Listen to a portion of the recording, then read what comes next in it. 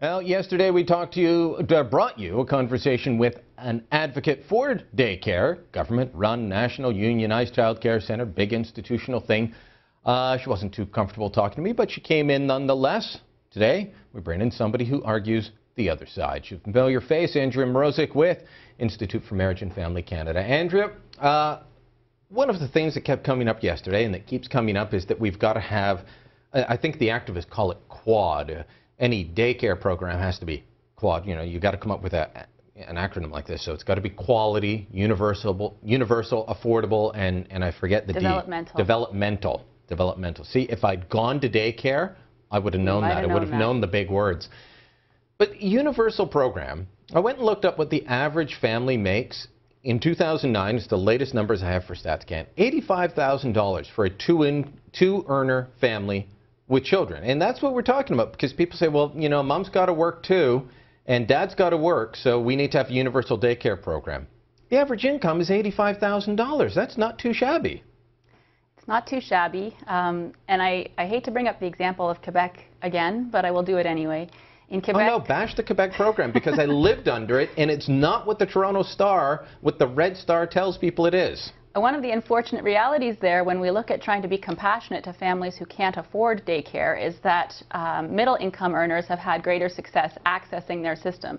So essentially, then you do have the families earning a decent, more than decent salary, wage, $80,000 annually, with greater accessibility for the daycare program in Quebec. So again, So the people that it's designed to help, the people that we would all say, you know what? Single mother, scraping by, not making a lot of money, maybe going to school, upgrading her skills, like a neighbor of mine not that long ago. They need the help, and everyone says give them the help.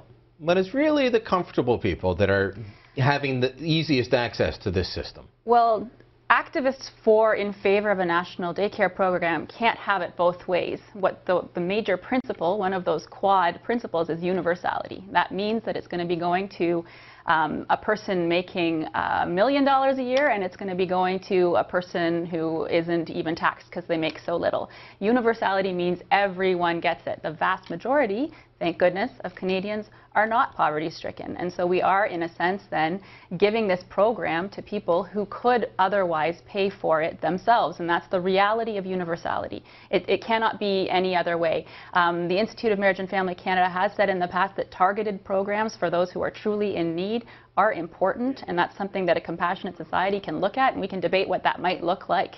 But what does not work is to somehow declare that every single Canadian across this country is in need of assistance from the government. And that is, in a sense, what activists for national daycare are saying. Now, before we run out of time, one of the other things they say is that we've got to have this so kids can get a head start in life so that they can learn, and without this, things are going to be very difficult. They won't advance as quickly. The research doesn't back that up, does it? Or at least it's split. The research has always been done on small targeted populations. A lot of the studies that activists are using have shown improvements for children, but they were for small targeted populations.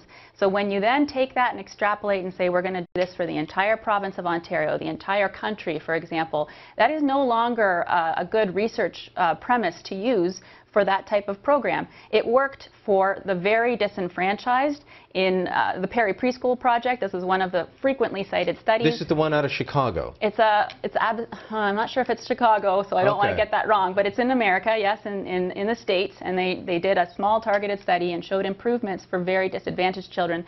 I might also add they worked with the mothers, and it was an extraordinary investment that they put into those children, and perhaps rightly so. But we would not be doing that with every single one of Ontario's children. Or every kid across the country. Or every kid across the country. Quite simply, it would be way too expensive, and at the end of the day, somebody pays for it, and it's you and me. All right.